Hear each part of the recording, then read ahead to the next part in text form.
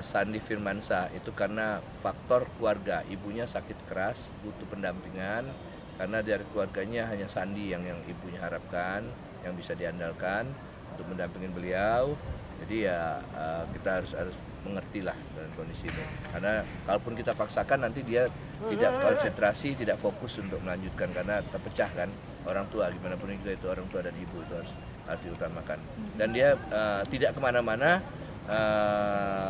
Tidak main di klub lain, tidak main di liga lain, dia tetap fokus untuk keluarganya saja.